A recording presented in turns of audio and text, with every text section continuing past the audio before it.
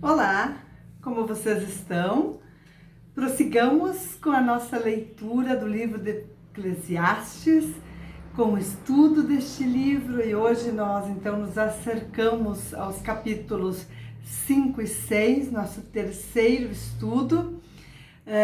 Salomão, possível autor de Eclesiastes, alguém muito questionador do sentido da vida, dos acontecimentos, das prioridades que os seres humanos têm, mas também alguém que aconselhava viver conforme o ritmo natural da vida, conforme as estações do ano, conforme também as alternâncias naturais entre dor, tristeza, alegria. Era uma sugestão a partir de muita vivência, de muita observação. E no capítulo 5, iniciamos lendo Guarda teu pé, que sugere prudência nos votos e nas promessas, né?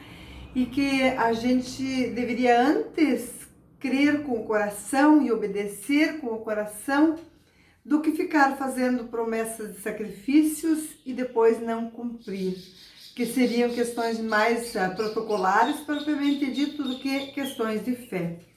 E que temer a Deus não tem a ver com ter medo de Deus, mas tem a ver com reverência, que é este respeito que devemos ter, tem a ver com adoração e tem a ver com fervor. Então, crer com o coração, crer com a alma, com o entendimento, com nossos cânticos de louvor, crer coerentemente, crer mesmo que em silêncio. Então, ser fervoroso não quer dizer ser ruidoso, mas quer dizer estar de fato conectado com Deus. E ainda no versículo 10 do capítulo 5, fala desse apetite insaciável, que é, na verdade, uma cobiça, né? Desejo maior do que possui as posses. E o texto lembra, tu saíste nu do ventre e nu voltarás.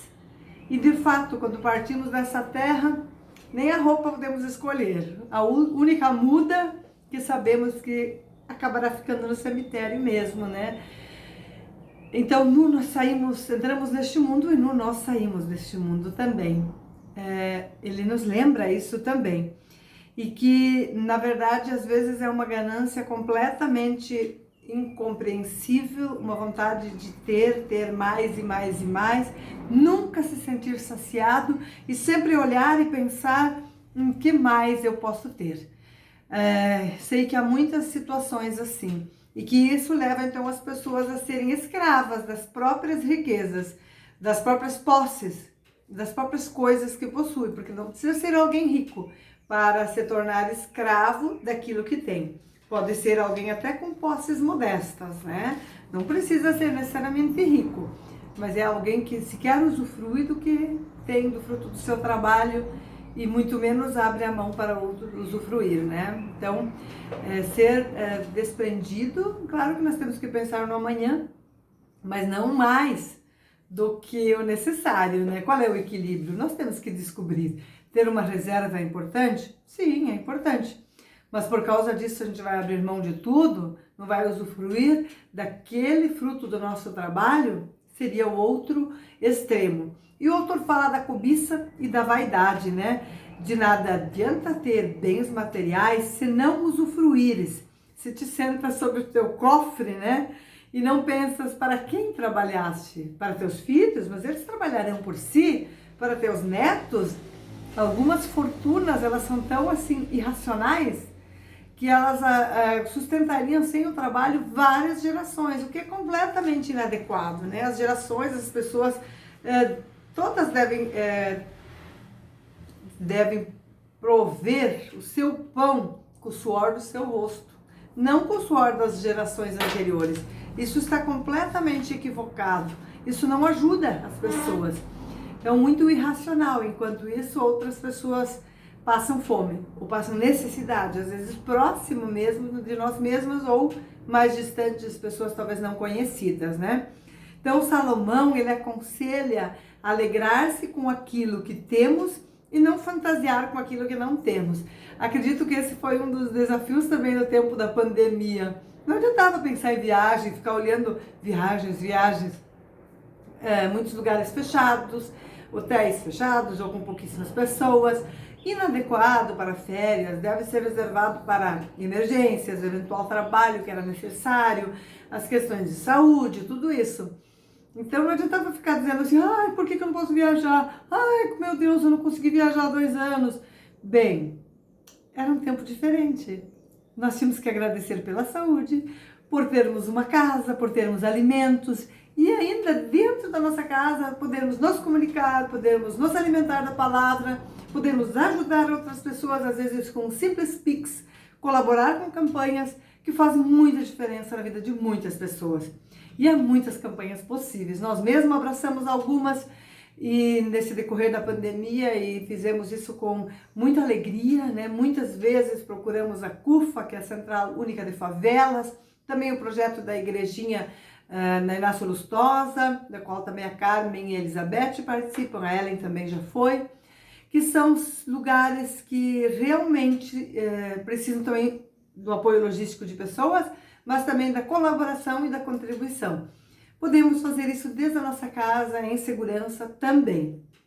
Então, de nada adianta a gente ficar só olhando para fora, né? Às vezes olhar o jardim do outro, mas talvez o nosso também tenha uma florzinha, também tem uma graminha crescendo ou precisando de cuidado, de atenção.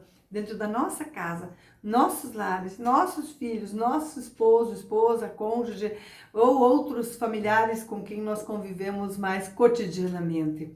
Então, eu acredito que esse livro de Eclesiastes, ele põe em xeque muitas questões, assim, o que é prioridade para mim, o que realmente é muito importante, como eu me conecto e louvo a Deus com temor, sem medo, mas com reverência, com obediência, né?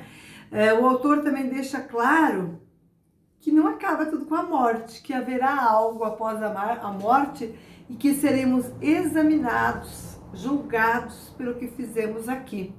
Muito importante, muito relevante a gente também ter essa consciência que neste mundo nossas atitudes, nossos gestos, nossas decisões, muitas vezes são livres, mas nós viveremos com as consequências delas, do que isso significa para outras pessoas, para todo o coletivo da comunidade e também para toda a humanidade.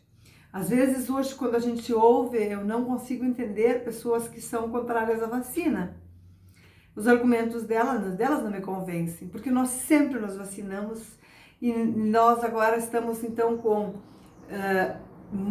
quase toda a totalidade de adultos já recebeu a primeira dose no Brasil. Avançamos a passos largos, graças a Deus, a pressão da sociedade, conseguimos comprar vacinas, vinha um pacotinho de doses, de repente começou a vir mais e mais. E essa vacina tem provocado segurança. O número de mortes tem caído muito. E isso também mostra a seriedade da ciência. Ela tem ajustado as doses no decorrer, que talvez não seja o mais ideal, mas é o que a gente podia fazer. Quando não tínhamos tempo, tínhamos uma vacina segura, mas o tempo da eficácia não estava clara. Então, que nossas orações, a gente também possa se perguntar o que disso tudo é vaidade. Não me vacino por vaidade, por uma convicção, porque tenho medo? Por quê? Eu uso a ciência em tantos momentos. Não extraímos um dente sem anestesia? Por que não abrimos mão da anestesia? Ela também é prejudicial ao nosso corpo. As anestesias gerais são uma quase morte. Pergunta quem abre mão. Eu não. A ciência está aí e eu confio nela e em Deus que deu este conhecimento para o desenvolvimento dela. Deus deu a vida e Deus deu tantas formas da gente cuidar desta vida. E eu abraço elas com fé, com esperança. Não abrimos mãos de muitas coisas que a ciência nos provê e nem precisamos fazê-lo. E devemos ser gratos a Deus que deu inteligência, que deu capacidade avançada de desenvolver teorias e testá-las, que possamos nós superar as vaidades humanas e orar, continuar orando muito, por gratidão pela vacina que veio e que foi generosamente distribuída em todo o nosso país, em muitos outros países, e orar por todas as pessoas que ainda têm medo dela. Confie, você pode confiar, vai fazer diferença ao coletivo e à tua vida também. Que Deus abençoe a cada uma de vocês em seus lares, que Deus nos abençoe hoje e sempre. Amém.